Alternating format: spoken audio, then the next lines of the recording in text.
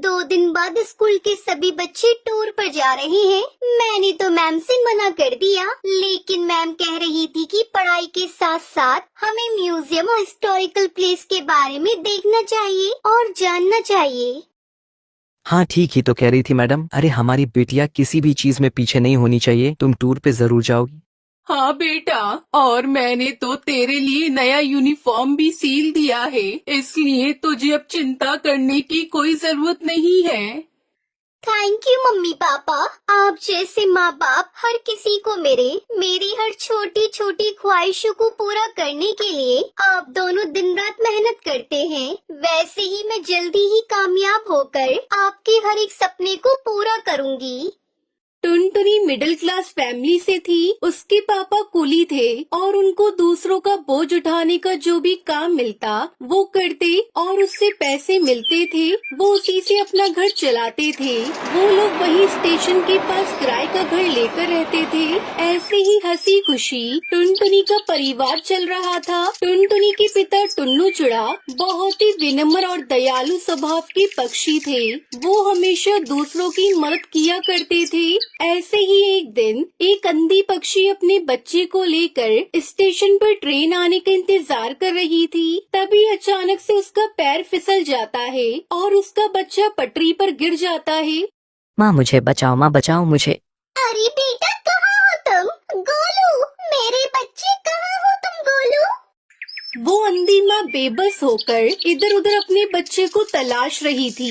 Golu train की पटरी पर रो रहा था और तभी उधर से तेज रफ्तार से हॉर्न देते हुए ट्रेन आ रही थी। तभी टुन्नू चिड़ा की नजर उस रोती हुई माँ और बच्चे पर जाती है। वो तुरंत ही सामान वहीं रखकर तेज रफ्तार से दौड़ते हुए पटरी पर जाता है और बच्चे को उठाकर स्टेशन पर रख देता है। तभी ट्रेन आ जाती है और टुन्नू चिड़ा अपने साहस भरे जज्बे के साथ उस बच्चे को तो बचा लेता है, लेकिन वो खुद को नहीं बचा पाता और उसकी वहीं मौत हो जाती है। ये खबर जब उसके घर वालों को पता चलती है तो उनके ऊपर मानो जैसे दुखों का पहाड़ टूट पड़ता है। वो लोग फूट फूट कर रोने लगते हैं। माँ पापा हमें छोड़कर कहाँ चले गए? माँ हमारा क्या होगा? माँ कौन मेरी हर इच्छा को पूरी करेगा? अब मुझे कौन पढ़ा लिखा कर अफसर बनाएगा? वहीं टुनटुनी की माँ टूनी की भी तबीयत खराब हो जाती है। अब घर की सारी जिम्मेदारी टुनटुनी चिड़िया पर आ जाती है। ऐसे ही 1 महीना बीत जाता है। माँ मैंने दाल और रोटी बनाई है, चलो माँ थोड़ा सा खाना खा लो। तुम खा लो बेटी, मुझे भूख नहीं है। माँ अगर आप नहीं खाओगी तो फिर मैं भी नहीं खाऊंगी। थोड़ा सा खा लो ना माँ। आपको इस तरह देखकर पापा को भी अच्छा नहीं लग रहा होगा। प्लीज माँ खा लो। उसके बाद टूनी चिड़िया थोड़ा खाना खाती है। इसी तरह समय बीत रहा था। इस बीच टुनटुनी का 10वीं का रिजल्ट आता है और वो अपने पूरे स्कूल में टॉप करती है। माँ आप तो खुश हो ना? काश आज पापा होते तो वो कितना खुश होते। पर देखना माँ, मैं जल्दी ही आगे की पढ़ाई पूरी करके अपने पापा का नाम रोशन करूँगी। टुनटुनी ये सब कह रही थी कि तभी वहाँ पर उसका मकान मालिक कड़कनाथ सेठ आ जाता है। देख टुनटुनी, अब तुम दोनों अपने रहने के लिए कोई दूसरा ठिकाना ढूंढ लो, क्योंकि यह घर मैंने किसी और को किराए पर दे दिया है। मालिक, घर देने से पहले एक बार आप हमसे पूछ तो लेते। यह मेरा घर है और इस घर में किसे रखना है यह मुझे तुमसे पूछने की जरूरत नहीं है। तुम्हारा पति एक अच्छा पक्षी था, इसलिए मैं अभी तक चुप था, लेकिन अब और नहीं। अब तुम दोनों माँ बेटी ये घर खाली कर दो। उसके बाद दोनों माँ बेटी रोते हुए घर से निकल जाती है। माँ अब हम कहाँ जाएंगे माँ? जहाँ भी किस्मत ले जाए बेटी। चल बेटी मेरे साथ चल।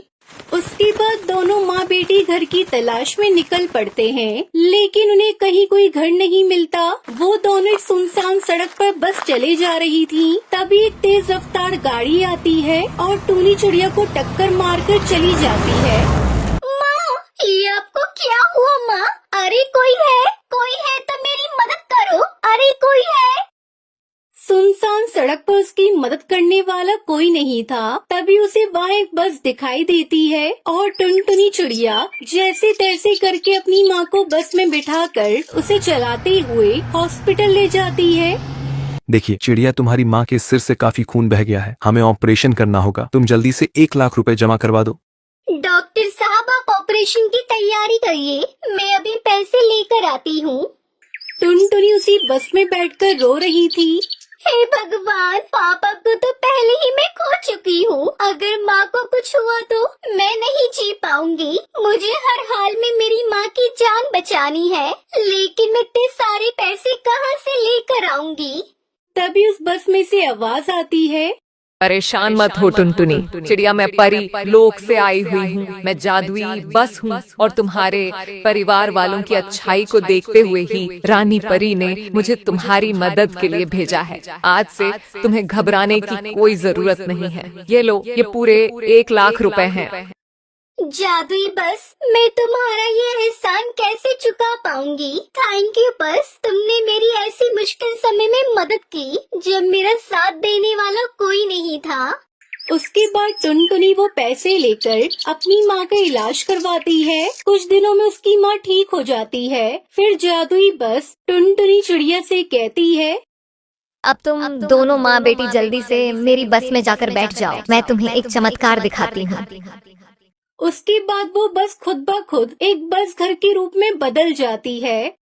टुनटुनी, आज से ये घर तुम्हारा है। तुम अब यहाँ अपनी माँ के साथ आराम से इस बस घर में रह सकती हो। और हाँ, तुम्हें इस घर में किसी भी तरह की कोई कमी नहीं होगी। वो सब तो ठीक है जादुई बस, लेकिन ये बस घर तो शहर से काफी दूर है। फिर मैं अपने स्कूल कैसे जाऊंगी? बस इतनी सी बात, मैं हूँ ना, मैं भला किस दिन काम आऊंगी। उस दिन के बाद से टुनटुनी और उसकी माँ जादुई बस घर के साथ हंसी खुशी रहने लगती है। उन्हें अब किसी भी चीज की कोई कमी नहीं होती और जादुई बस हर कदम पर टुनटुनी की सहायता करती है।